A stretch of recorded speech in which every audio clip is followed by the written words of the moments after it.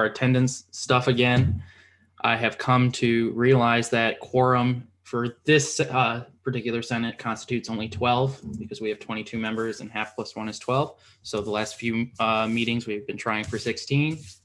Granted, I'd like 16, or I'd like all 22. We only need 12. So I will begin that now. Let me share my screen. All right. Me, yeah. Secretary Gonzalez. Here. Here. Thank you. Senator Smith. Senator Smith.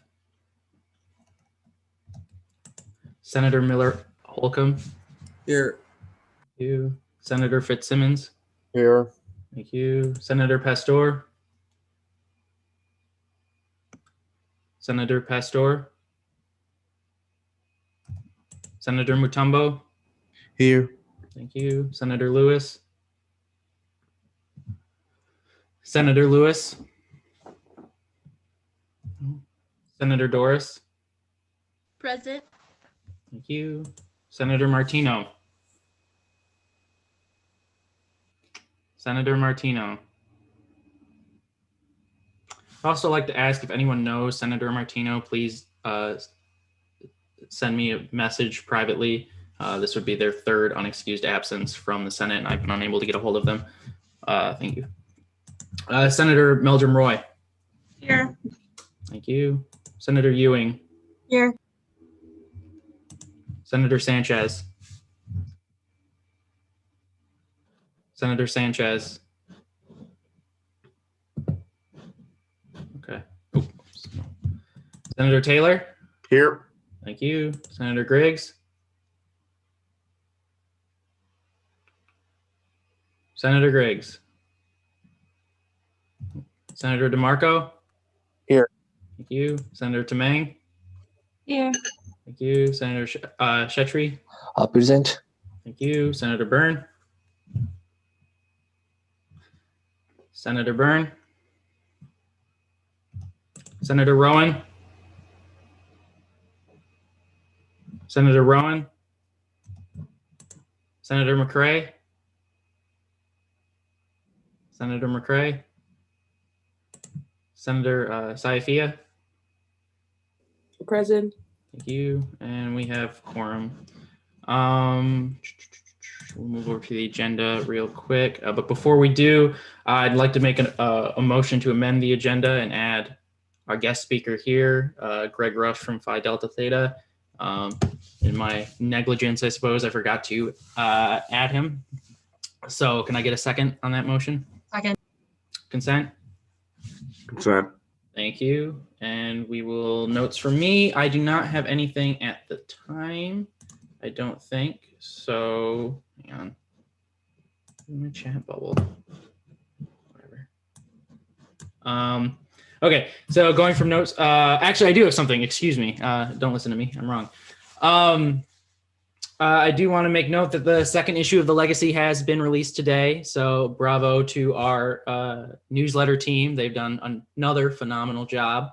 With that being said, there's a survey at the end that we request all senators and all members of the WSA fill out because not only is the input from other students at this university, but your input is also valuable. All that's valuable. So please fill that out if you have not done so already. With that said, I do not have anything else for me. So International Student Committee. So that right there is something Senator Shetry wants to spearhead, which is a committee for international students that that spans over both legislative chambers, comprised of not only members of the legislature, but even members of the student population who are international students to give them greater representation. With that said, that's still a work in progress, getting the parts moving on that. But if you have any questions, please go to either myself or Senator Shetry, and anyone interested in helping create this student committee, please join or please contact either myself or Senator Shetry, and we will get that going. So with that said, is there an approval of the minutes? Motion to approve the minutes. Thank you. Second? Second. Consent? Someone consent? Consent. Consent. Thank you. Next with that, approval of the agenda. Do we approve this week's agenda? Motion to approve the agenda. Second? Second. Third, or not third, consent. I heard the consent. Thank you. With that, we will head into our guest speaker. So we do have a Mr. Greg Rush from Phi Delta Theta here with us. That being said, I will open the floor to him or whoever wants to start that conversation. Absolutely. Thank you, Dakota. I really appreciate it. Can everybody hear me okay? Cool. Well, first things first, let me go ahead and introduce myself just so I'm not some total stranger that just came into you guys' Senate meeting. But my name is Greg Rush. I don't know if y'all can tell from my accent, but I'm not from around this area. I am from a small town in North Carolina called Winston-Salem. I don't know if you guys have Krispy Kreme donuts out here, but my hometown is where Krispy Kreme donuts was founded. So if you ever walk into a Krispy Kreme, I hope you think of me. And I went about an hour and 15 minutes south to the University of North Carolina at Charlotte, where I got my bachelor's degree in communications. My minors were in mass media. My minors were in journalism and film. I'm a writer. I'm a talker. You know, you put me in front of a microphone, in front of a camera, I can pretty much do what I have to do. And of course, during my sophomore year of undergraduate studies, I joined an organization that I feel like did a whole lot for me, you know, from the moment that I, started school, the moment that I joined and the moment that I graduated. So when I, finally left with my degree, I was like, what's an opportunity for me to be able to give back to this organization in the same way that has given me so much. So I've spent the last 2 years of my life on the road, traveling from college campus to college campus, bringing this new organization to campuses that didn't have it before, I got there. So that's kind of been my whole job. And of course, I'll be leading our expansion here to Western Michigan this semester. And Dakota, do I have the ability to share my screen? I believe, Eric, does he have the ability to share a screen? I don't know. He does now. Cool. Thank you.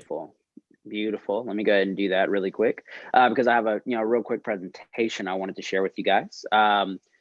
Just to provide a little bit more insight about my organization and what we are trying to get accomplished here at Western this semester.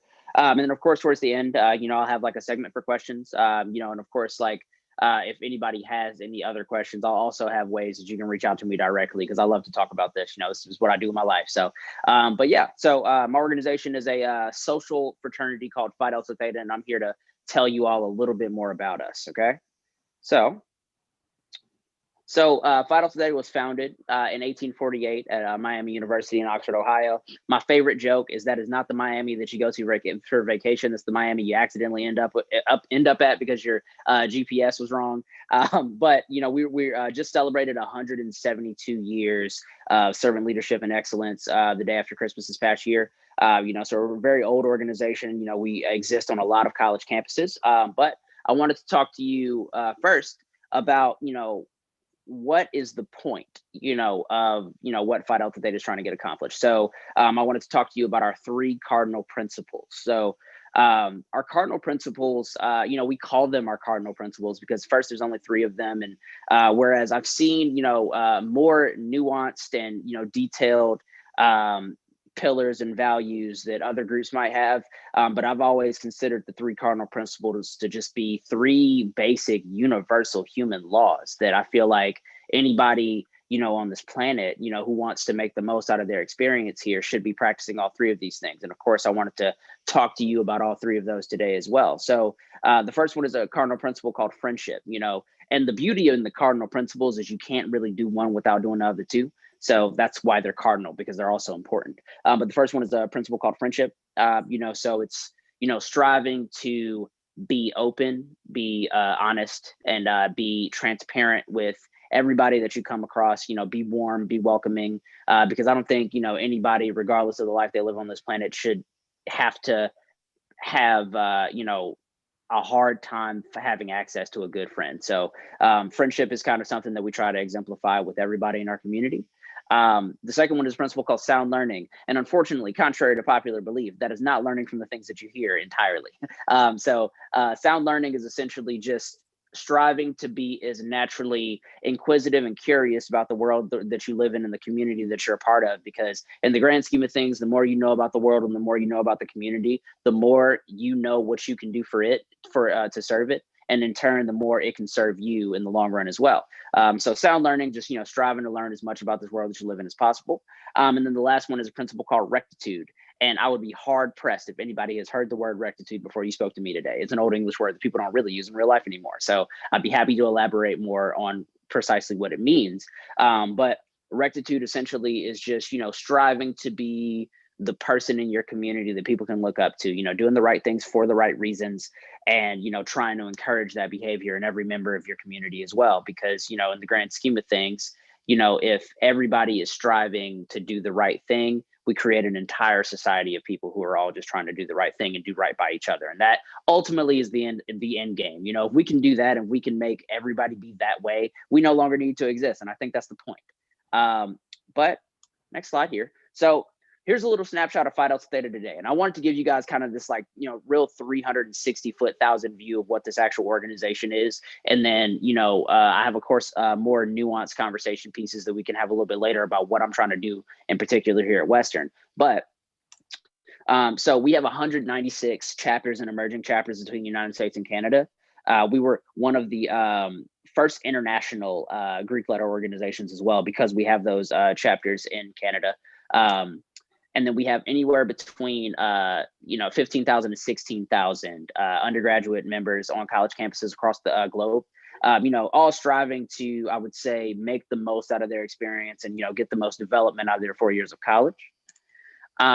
We have about lifetime wise, we have about 290,000 total initiates.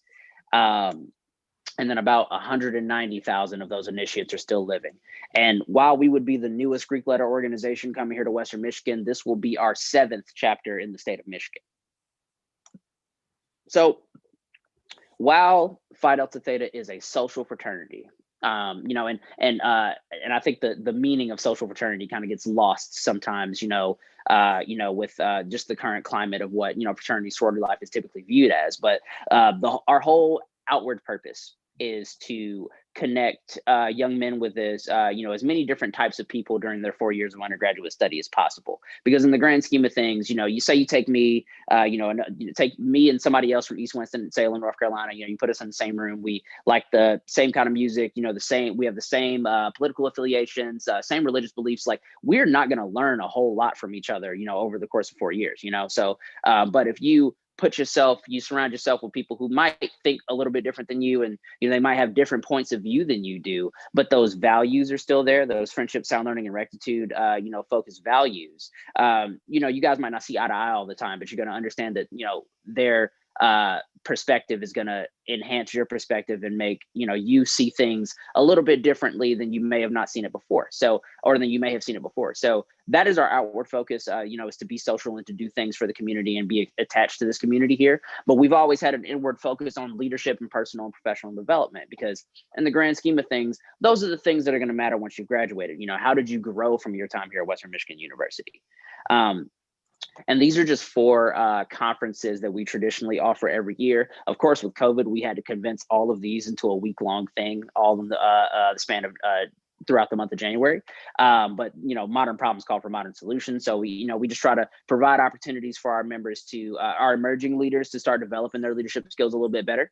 Our presidents of our organization to learn how to run their organizations a little bit better and to be a little bit more intentional about caring for their members.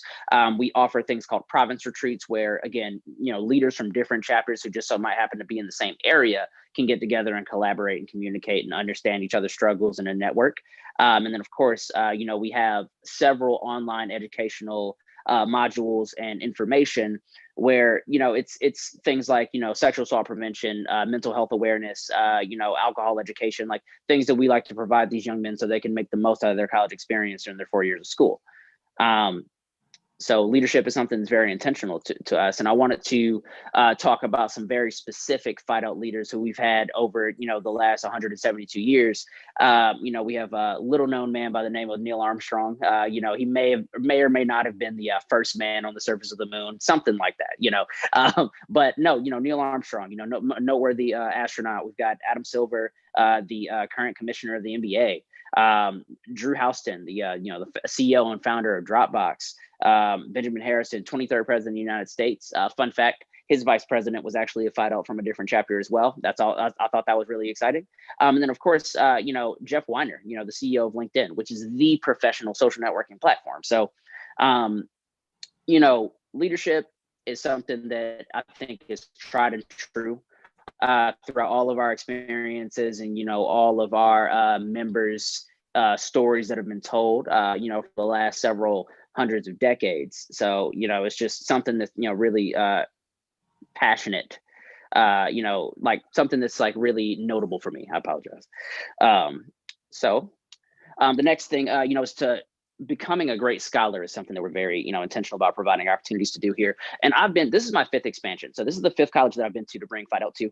And I've run into this, many a times before, where people say, hey, I can't join this organization, or I have no interest in joining an organization because I need to focus on my grades. And I think the biggest mistake that anybody's ever done is to think that you had to choose between one or the other. I don't think anybody on this call would have joined, student government if they didn't think they could do that and, maintain their grades as well. And I'm sure you guys have all benefited in so many different ways while also still remaining, some of the top performers in your class. So like, that's something that we're also trying to encourage and also incentivize here. So speaking of encouragement, so Fight Out to THETA, like I said, remember I said we had a little bit over 15,000 members a little bit earlier. So cumulatively, across all of our undergraduate members, our national average GPA, or our international average GPA, I apologize, is a 3.1. So, and our minimum expectation for our members is, thank you, it's pretty good. Our minimum expectation for our members is to have a 2.75 GPA. So not only are our members meeting our expectations of what that membership is supposed to mean to us, but they're exceeding it as well. And they're challenging themselves to be better, because this time last year, that GPA was a 3.07. So things are now improving, and we're hoping to see it get to, a little bit above. Maybe it'll get to a 3.2 next year. It's just something that we're striving to do. We're striving to push that envelope and, encourage those members to be that leader in that classroom. And of course, so that's that, encouragement aspect of it, but that incentivization or incentivizing aspect of it as well. We do, as an organization, offer $230,000 worth of scholarships to our undergraduate members. Because in the grand scheme of things, I think if a member is on a campus, and they're making the grades that are reputable, the ones that you write home about, they're involved on their campus, they're involved in their chapter. Who are we to not help that young man, continue his journey to success and to being a better professional? I know I never made above a 3.0 GPA until I became a member of Fight Out to THETA, because I had something that I needed to, I would say, uphold. I was one of those guys in high school where like high school was real easy for me. And when I got to college, I was like, oh, I could probably be able to do the same thing. It wasn't until the end of my sophomore year where I was like, I probably should do better than I've been doing. But it was surrounding myself with members of Fight Out who were encouraging me to be better and encouraged me to do better. And every semester that I was an active member throughout, because I was active for 3.5 semesters, and every semester that I, was active, I received a scholarship to help me towards, my own personal greatness as well. Because, I think paying for things in college is, is few and far between. So any opportunity to help a young man on that way while he's bettering himself and, help him continue on that trajectory, that's something that we strive to do. So here's just a notable amount of Phi Delta Theta scholars. We've had Nobel Peace Prize winners. We've had presidents of various universities, chancellors of various universities, people who are high in that educational sphere. And again, that's something that we can try to continue to nurture here. And of course, this kind of plays into the aspect of Phi Delta Theta's experience that focuses on professional development and growth as well. So in in super simplest terms, the founding father experience that we're bringing here is kind of like the ultimate internship. So it gives you a leg up against your peers, when it comes to, looking into your dream job. I think a lot of people have member of a Greek letter organization on their resume, right? And I think, it kind of echoes certain sentiments when people say, I was a founder of a Greek letter organization that's going to continue to be here far beyond my time here at this campus. And these are some of the skills that people tend to develop, and we, provide opportunities to nurture during that time that they're really, enjoying this experience. And this, of course, is the Phi Delta Theta Professional Network. So we've got members in very high places.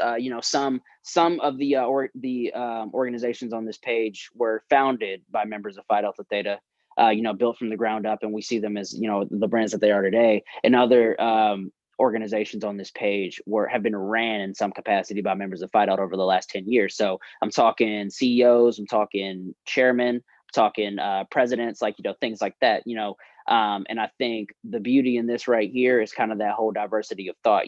I think there's a lot of organizations that can say, oh, we have this many actors, or oh, we have this many musicians, or oh, we have this many athletes, but we have this many CEOs and founders, and I think the receipts do speak for themselves. I'm just here to kind of help facilitate them. But another thing, that is, deeply connected to our experience is philanthropy and service. So we do have a international commitment to enhancing the lives of people that we come across. Our open motto is, we enjoy life through the help and society of others. So it's, and we also do have a philanthropic cause that we are, aligned with. So, and I'll talk about two of them here because they both contribute to the same cause, but Phi Delta Theta's philanthropy is a disease. It's not very well known, but it's referred to by as ALS. I hope some of you guys are familiar with ALS on this call. Whether you've heard it or whether you have known someone in your lifetime with it. But ALS is also commonly referred to as Lou Gehrig's disease, and it is a degenerative nerve disease, and it makes your muscles fail. I hope everyone on this call knows the largest muscle in your body is your heart. So as your muscles start to fail, eventually, people typically succumb to this disease. Unfortunately, it's 100% fatal. There's no cure. There's no treatment. And we just strive to, through our partnerships with the Live Like Lou Foundation and our Iron Phi Athletics program, we try to raise money and awareness for ALS. And also speaking back to the fact that ALS is referred to as Lou Gehrig's disease. Lou Gehrig is he's the original batting number 4 for the New York Yankees back when they first founded the team in the 1920s. And Lou Gehrig was a member of Phi Delta Theta as well. That's not something that a lot of people know. So we've raised money and awareness for ALS over the last 30, 40 years, trying to make a difference in that community. So these are the various ways I would say that Phi Delta has been able to make an impact in those communities. So, because they're super essential, to our experience. So, not only do we raise money and awareness for ALS and ALS research, for example, every year for the last 10 years, we've raised either just over or just under $1 million towards philanthropic causes worldwide. And so far, we have raised over $500,000 towards ALS research through our Iron Phi Athletics program. But that's something that we also do, but we also focus directly on working directly with families who have been affected by an ALS diagnosis and providing mentorship and scholarship opportunities for the children of people who've been affected by ALS diagnosis. I don't think, because in the grand scheme of things, their lives are going to be the ones that's going to be some of the most impacted from, losing a parent to this disease. So, we try to find opportunities to help them as best as possible. All right, so I have this one video for you all that I would love to show. It's a brief 3-minute video, and I hope that I'm sharing my screen correctly with sound. But this is just kind of a brief overview of what the Phi Delta Theta, founders experience is. I would say this is probably the capstone of my my presentation to you all today. So this will be my last point. And then, of course, I'd love to open the floor for any questions that anyone may have. So give me 1 minute. I think I need to take these.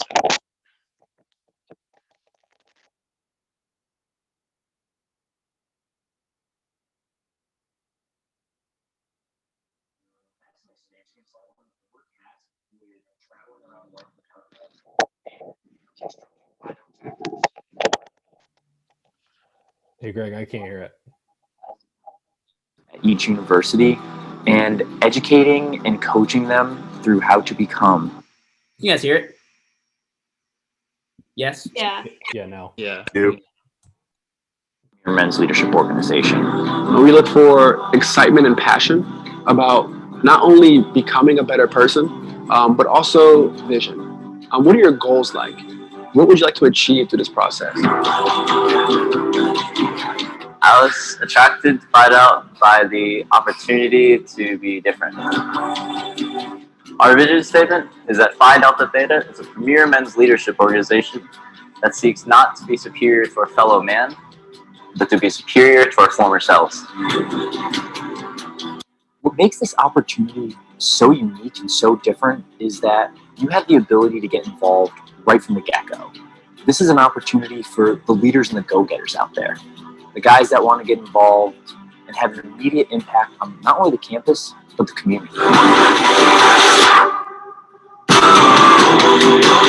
Something that I saw with the principles that we've learned is that service is so rewarding when you're actually doing something you care about. I don't think there's one single guy in our group so far that isn't being involved, whether it be on a committee, officer position, or just doing community service, or philanthropy, whatever it may be. I think that's kind of the cool part of seeing it grow, basically. Colonizing a fraternity is definitely no easy task. I think it's a lot different than the normal college experience. Especially with what we're doing right now, I really want to be able to leave here and look back on it, a couple years afterwards and see like how much it's grown since. Starting the colony on the University of South Carolina has been a huge milestone for me. It's really given me one of my largest leadership positions that I've held. I thought about, would I regret not taking this opportunity and taking this risk in a way, realizing how big this opportunity is. It just made me want to do it right there and then. We're literally just starting something. The colonization ceremony is the Phi Delta experience. It becomes real to them. It becomes very official. Look around and they have this sense of pride and belonging of we're celebrating this now, but we still have more goals to achieve. We have more things to do. We have more change to make. We are the group that will set the standard for what it means to be a Phi Delta Theta at the University of South Carolina. My name is Sven Rockwell, and I'm the founding father. My name is Gates Julia. I'm a proud founding father. We are the group that will impact this community like no one has ever seen before. My name is Nick Ranieri, and I am a founding father. My name is Matthew Chow, and I'm a founding father. We are the group that will change the definition of a fraternity man. I'm Casey Lewis. I'm a founding father of the newly established South Carolina Beta Colony at the University of South Carolina.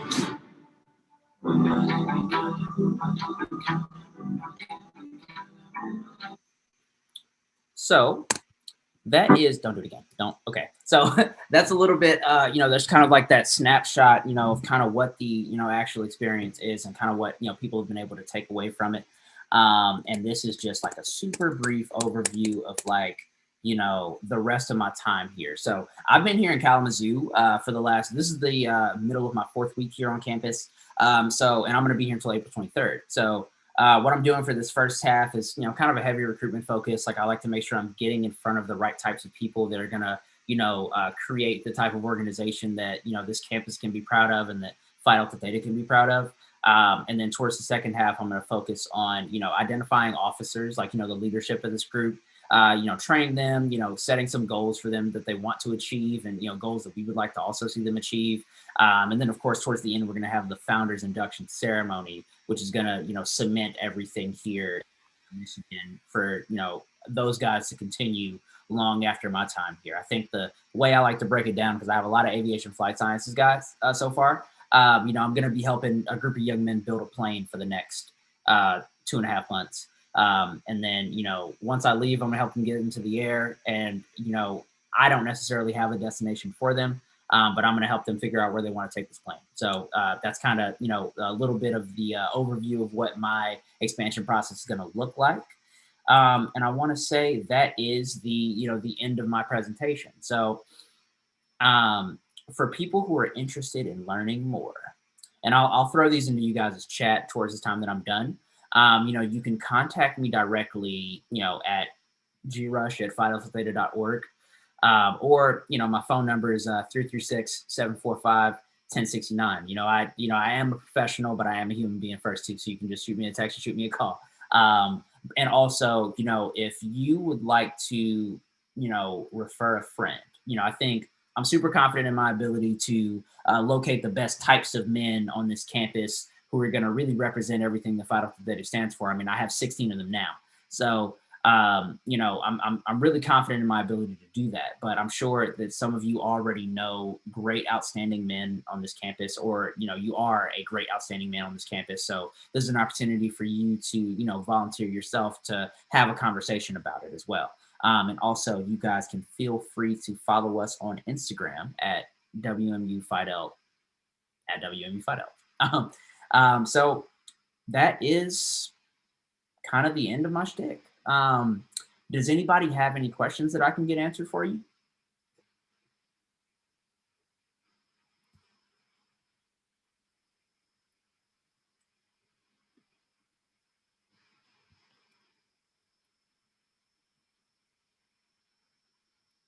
Was good? Any questions at all? Anyone? We'll start with speakers list. So, okay, I'll start then. I'll have a question. So right now you're in a recruitment phase. So can you lay out entirely like how this sort of process of expanding onto the campus is going to be? Like, what's it going to be like? Absolutely. So, and I can explain that, especially since my chapter was so new. Something that I do, when I come to these campuses, and is I really just try to get in front of as many students in the beginning as I possibly can. And it's literally just, one-on-one conversations. I like to assess kind of what their, values are. Like, what are they hoping to get out of their time here at school? And just see if there's anything in particular that, like this organization or even being involved on campus could kind of help them, achieve those goals. And one-on-one conversations and meetings with students. I've met with administration. I've met with Taylor. I don't know if Taylor's on the call. I haven't seen her, but I met with Taylor over the winter break. It's just as many different campus constituents as possible, because in the grand scheme of things, you all have been members of this Western Michigan community a lot longer than I have. I've only been here for 3.5 weeks or 4 weeks. And, I feel like you guys can give me, more valuable insight on the best way that my organization can serve this campus, So that's kind of what that process typically looks like. You guys like set up, like, do you guys end up having like an office here or something? Like, you set something up like that, and you guys have like weekly meetings, or how's that work? So again, I said this earlier on the presentation, but modern solutions. Well, not this. I said this phrase that I'm saying. Modern problems calls for modern solutions. So a lot of our founders meetings, so far that we've had have been virtual via Zoom. And they'll probably still continue to look like that for a little while, until, the landscape tends to look a little bit, with COVID starts to clear up a little bit.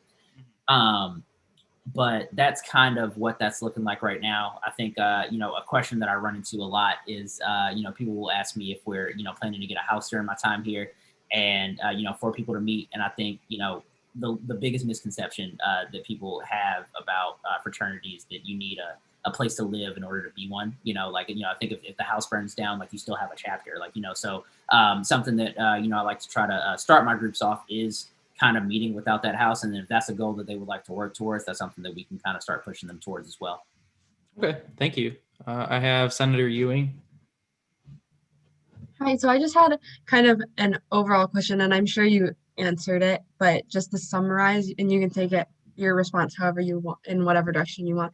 But you were talking in the beginning about the way you like characteristics of an organization, I guess. I forgot what you called them, I'm sorry. I was just wondering how specifically within the organization you guys exemplify and put those into effect, basically. Oh, absolutely. So the thing with friendship, I would say, and the way I like to, explain it, and the way that, it works with this whole founder father opportunity that I'm bringing here is that, are you familiar with the phrase steel sharpens steel, or the concept that the diamonds are going to sharpen diamonds? I think in the grand scheme of things, if you surround yourself with people who are all striving to be the best versions of themselves, the greatest versions of themselves, they're working to improve themselves every day, and they're going to know you a little bit better than you know yourself, and vice versa.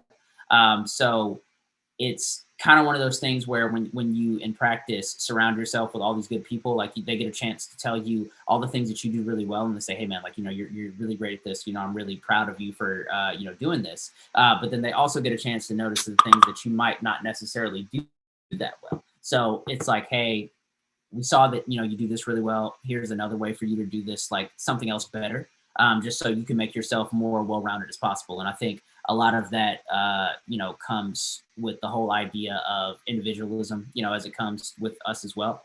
Like the whole concept of become the greatest version of yourself comes from that keyword yourself. So they get a chance to identify all of the things that you are passionate about and all the things that drive you, and help you expound upon them. And of course with sound learning, we just strive to talk to students who are, at a minimum GPA of a 3.0 here on campus. Because, at the end of the day, regardless of whether someone wants to get involved with an organization, they're a student first. Like the only reason that they would be interested in having a conversation with me is because, they're a student here at Western Michigan University. If they wanted to be Phi Delts and, they went to Grand Valley, I can't have a conversation with them. But, it's like, since you're a student here at Western Michigan first, let's make sure that, you're putting your best foot forward academically. Because, and honestly, if you can't, I feel like joining an organization is like probably lower on that priority, right? And then, of course, with rectitude, we try to find, people who have been involved on campus, so far, whether they're, a general member, whether they, are in a leadership role in another organization outside of fraternity sorority life. Like the thing with rectitude does come leadership. So it's that initiative to want to be better for a cause, to want to be involved in a community, et cetera, et cetera. I hope I'm not giving you a long-winded answer. Hey, Greg, you mind if I add on to that? Absolutely. Hey, everyone. So my name is Michael Bolter. I'm one of their advisory board members. So I'm a Kalamazoo native. I was a Phi Delta member at our chapter at Kettering, where I studied electrical engineering. I live and work here in Kalamazoo now as director of strategy for Maestro, right downtown next to Bell's. I think one thing that really stands out for how we essentially let the rubber hit the road is Phi Delta Theta. Until last year, for 22 years, we were the only fraternity that had alcohol-free housing. And I think that really just embodies our commitment for our chapters to actually live a values-based life. Now, that's not a judgment on alcohol, but that's just saying individuals who need to have alcohol and parties in a fraternity house are not the type of individuals who we're trying to attract. We're trying to attract the individuals who want their house to be a place where they can study, a place where they can have real heart-to-heart conversations with their brothers, and a place where they can talk about bigger aspirations and really plan for a career and figure out where they're going someday. And that's exactly what the fraternity gave to me at Kettering. And that's why I advise. And here I am 10 years later after graduation, still chipping in because it gave me so much. And it was in large part due to that alcohol-free housing, which we, like I said, until very recently, we're the only fraternity who is willing to do something like that, knowing that with many fraternities nowadays, that would be a very unpopular decision. But I think it's the right type of decision to make because it just attracts a different type of individual. And so that's what the organization's meant to me. And that's how the organization stepped up. And there were a couple chapters when that decision got rolled out that said, no, we're not going to do that. We're not going to get by. And those chapters got closed because at the end of the day, who are we if we're not going to stand by what we say we're going to do? So I would say that's how the organization has really stood out to me for exhibiting those values. Thank you so much. Yeah, thank you.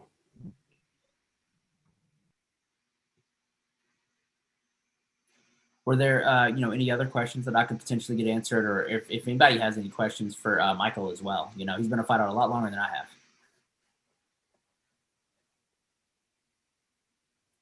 Yeah, like Greg said, he'll drop his contact info. Feel free to make a recommendation on somebody who you think this experience would resonate with.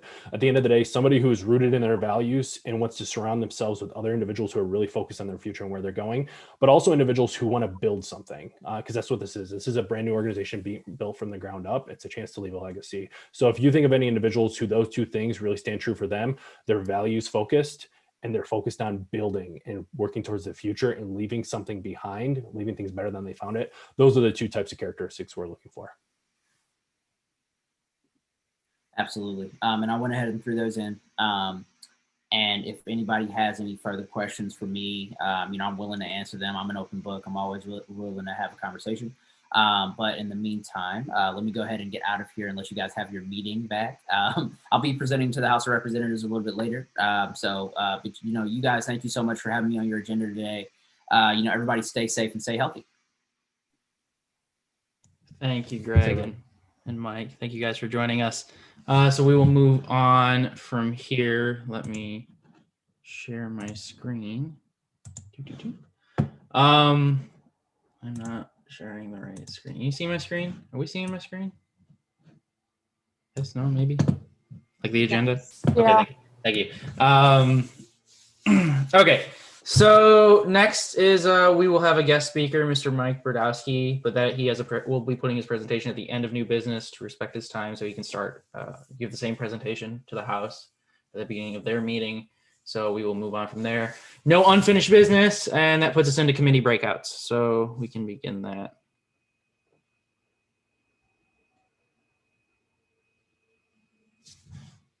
As soon as I believe Vice President Effinger is getting that set up now. So as soon as that's out and about.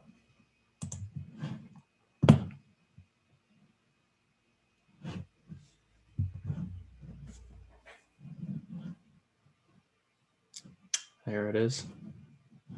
So yeah, just follow that link in the chat, and then you will go right to your committee.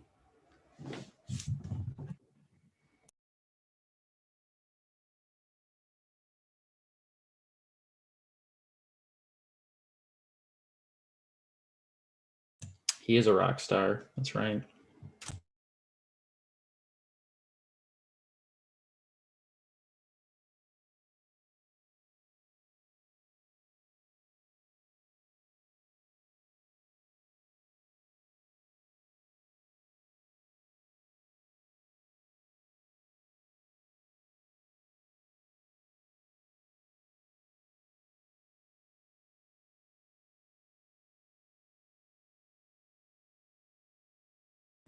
I don't think I have the ability to stop recording.